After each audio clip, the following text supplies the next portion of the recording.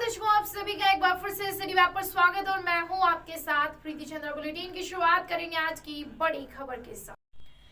कांवड़ यात्रा में बुलडोजर की छाप, कांवड़ियों की टी शर्ट पर बाबा का बुलडोजर। यूपी में 14 जुलाई से कांवड़ यात्रा शुरू होंगी।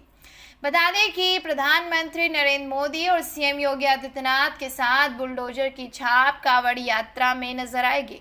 पश्चिमी यूपी में कांवड़ यात्रा को लेकर युवाओं में बाबा और बुलडोजर छपे कपड़ों की ज्यादा मांग है, इसीलिए एडवांस में बुकिंग भी शुरू हो गई है। व्यापारीगण सहारनपुर जिले से ही 200 से 250 करोड़ का कारोबार कपड़े उद्योग से होने की उम्मीद लगा रहे हैं।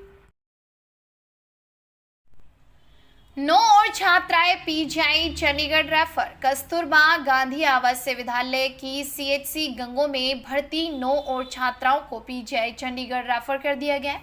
इस समय चंडीगढ़ पीजीआई में कुल 12 छात्राएं भर्ती हैं, जिनमें से 11 की हालत में सुधार है जबकि एक की हालत स्थिर बनी हुई है। जिला बेसिक शिक्षा अधिकारी अपने करीब आधा दर्जन स्टाफ सदस्यों के साथ पीजीआई चंडीगढ़ में डेरा डाले हुए हैं। जो बच्चे भर्ती हैं उनके अभिभावक भी पीजीआई पहुंचे हैं। पूर्व एमएलसी भाइयों की आलीशान कोठी मलबे में हुई तब्दील। पूर्व एमएलसी हाजी इकबाल व उनके भाई पूर्व एमएलसी महमूद अली की अवैध रूप से बनी कोठी को ध्वस्त कर दिया गया है। सोमवार को ध्वस्तीकरण की कार्रवाई शुरू की गई थी, जिसके बाद मंगलवार को भी लगातार कार्रवाई चलती रही। देर रात को अवैध मकान को ध्वस्त कर दिया गया। 2 दिन पहले तक जिस स्थान पर आलीशान कोठी खड़ी थी, वहां पर अब मलबे के ढेर मात्र बचे हैं। अभी 2 मकानों पर अभी भी कार्रवाई होनी बाकी है। 19 केंद्रों पर कड़ी सुरक्षा के बीच संपन्न हुई बीएड प्रवेश परीक्षा। जेवी जैन डिग्री कॉलेज, गोचर महाविद्यालय, एसटी इंटर कॉलेज व एसएएम इंटर कॉलेज समेत 19 केंद्रों पर पहली पाली की परीक्षा सुबह 9 बजे से शुरू हुई। वहीं परीक्षा शुरू होने से पहले बारिश हुई और अभ्यर्थियों को केंद्रों तक पहुंचने के लिए खासी दिक्कतों का सामना भी करना पड़ा। कड़ी सुरक्षा में अभ्यर्थियों को केंद्र में प्रवेश दिया गया। प्रवेश पात्रों के साथ आधार कार्ड चेक किए गए, उसी के साथ ही अभ्यर्थियों को एंट्री दी गई। कांवड़ यात्रा देहरादून अंबाला रोड पर ई रिक्शा भी नहीं चलेगी। कांवड़ यात्रा शुरू होने पर 14 जुलाई से देहरादून रोड और अंबाला रोड पर हर तरह के वाहनों का संचालन पूरी तरह से बंद कर दिया जाएगा। ये मार्ग कांवड़ियों के लिए आरक्षित रहेगा। इस मार्ग पर ई रिक्शाओं का भी संचालन नहीं होगा। जेल चुंगी पर चल रहा अस्थायी रोडवेज बस स्टैंड भी कांवड़ी यात्रा में खत्म हो जाएगा। यहाँ से चलने वाली सभी बसों को दिल्ली रोड स्थित काशीराम कॉलोनी स्थित अस्थायी बस अड्डे से चलाया जाएगा। प्रशासन 14 जुलाई से नया रूट प्लान भी लागू कर देगा। सहारनपुर के अमनदीप ने जीता 24 क्रीड़ा एशियन चैंपियनशिप में गोल्ड मेडल। रेगिस्तान में आयोजित चैंपियनशिप प्रतियोगिता में सीनियर 90 किलोग्राम भार वर्ग में स्वर्ण पदक जीतकर देश का किया नाम रोशन। बता दें कि अमनदीप यादव ने अपनी जीत का श्रेय अपनी माता व अपने परिवार को देते हुए मीडिया से क्या कहा, सुनिए। आपका नाम? अमनदीप यादव। आज किस चीज़ में मेडल जीता है और क्या कहना चाहेंगे? ये 24th एशियन हेप्किडो चैंपियनशिप जो फरगाना सिटी उज्बेकिस्तान में हो रही थी, उसमें मैंने देश का प्रतिभाग किया और सीनियर 90 किलोग्राम भार वर्ग में मैंने जो है स्वर्ण पदक देश के लिए अर्जित किया। इसका श्रेय किसको देंगे? इसका सारा श्रेय जो है माताजी को, पिताजी को, पूरे परिवार मेरा खड़ा है यहाँ पे। सभी लोगों का सपोर्ट रहा शुरू से। तो आगे की क्या तैयारी? आगे की तैयारी है, इससे मेरा सिलेक्शन जो यूएसए में वर्ल्ड चैंपियनशिप होने वाली है 28 अगस्त से, मैं उसमें प्रतिभाग करूंगा और देश के लिए मेडल लाने की पुरजोर कोशिश करूंगा। खेल में आ रहे हैं, उसके लिए क्या कहना चाहते हैं? मैं उन्हें कहना चाहूँगा कि इसे बहुत स्कोप है स्पोर्ट्स में और गवर्नमेंट बहुत सपोर्ट कर रही है। कल मेरे को ओलंपिक भवन में बुला के बहुत सम्मानित किया, संसद भी गए, काफ़ी पॉलिटिशियंस मिले जिन्होंने सपोर्ट करने के लिए प्रोमिस किए। तो स्पोर्ट्स में फ्यूचर ब्राइट है, तो मैं चाहता हूँ कि सभी बच्चे जो हैं गेम में आगे बढ़ें।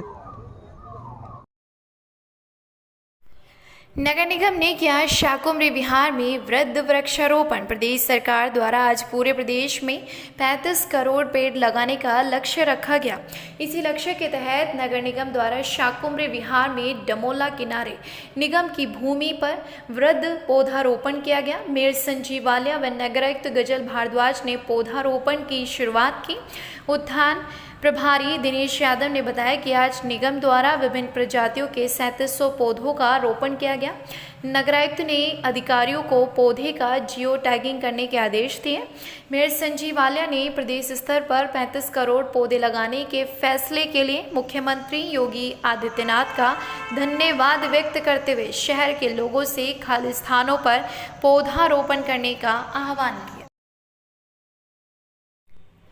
सहारनपुर में जिला अध्यक्ष विमल विरमानी के नेतृत्व में अखिल भारतीय उद्योग व्यापार मंडल से जुड़े व्यापारियों का प्रतिनिधि मंडल सिटी मजिस्ट्रेट से मिला। इस दौरान उन्होंने बताया कि राष्ट्रीय स्तर पर 13 राज्य में व्यापारियों की समस्या के लिए उनका संगठन राष्ट्रीय अध्यक्ष संदीप बंसल के नेतृत्व में लगातार सक्रिय है। इसी क्रम में उन्होंने ये भी बताया कि मोरगंज बाजार की कुछ व्यापारियों को नोटिस दिए गए और व्यापारी तेल व घी का काम करते हैं। उन्होंने गोदाम भी वहीं पर बनाए हुए हैं और कुछ लोगों ने अनावश्यक शिकायतें की हैं। व्यापारियों को परेशान न किया जाए, इस संबंध में उन्होंने निष्पक्ष जांच की मांग की। घेर चैम्बर और मोरगंज के व्यापारियों के उत्तम राइस मिल में कंपाउंड हैं, जिसमें घी, तेल, किराने का सामान और ब्लीचिंग पाउडर, सोडा ऐश, इस टाइप की कई आइटमों के गोदाम वहाँ पे हैं। चावल के भी है और चावल के भी हैं। ये किसी समय 25 साल पुराने ये गोडाउन बने हुए हैं। पहले उत्तम राइस मिल थी, वहाँ पे शेलर था। ये कमर्शियल जगह है, यहाँ पे गोदाम बने हुए हैं। किसी एक तत्व द्वारा व्यापारियों से अवैध वसूली के चक्कर में यहाँ पे गलत तथ्यों के आधार पर शिकायत देगी, जिसके लिए हम सिटी मजिस्ट्रेट साहब द्वारा 133 उसमें हम व्यापारियों को नोटिस दिया। उसका हम इन्हें अवगत कराने आए थे कि ये नोटिस जो दिया गया है इस तरीके से तो पूरे शहर में कि आग लग जाएगी और ये हो जाएगा, इससे तो कभी व्यापार ही नहीं हो सकता। पूरे बाज़ारों में घी तेल की दुकानें हैं, कपड़े की मार्केट है, पेट्रोल पंप हैं शहर के बीच में, लकड़ी मार्केट है, कितने सारे व्यापार हैं जो बाज़ारों में होते हैं। तो सारे बाज़ार खाली हो जाएंगे तो व्यापार तो बंद हो जाएगा। इस हिसाब से व्यापार जंगल में थोड़ी ना करेगा व्यापारी जाके। तो उस पर हम अवगत कराने आए हैं और उसका जवाब उन्होंने हमें देने के लिए कहा है और वो जवाब हम देंगे। उसके बाद हम तय करेंगे कि अगर ऐसे लोग को अगर हावी होने दिया ऐसे उनको कि जो इसमें इस तरीके के काम करते हैं, उसका बहुत बड़ा नुकसान होगा। हमने इनसे उनके लिए जांच की भी मांग की है कि अगर उसमें कोई आदमी इस तरीके से झूठी शिकायत करता है, उसके खिलाफ भी कार्रवाई होनी चाहिए। तो सहारनपुर से जुड़ी हर खबर पाने के लिए सब्सक्राइब करें हमारे YouTube चैनल सिटी वेब को। अगर आप भी कोई खबर या सूचना हम तक पहुंचाना चाहते हैं, हमारे WhatsApp नंबर 8273717100 पर हमें भेज सकते हैं।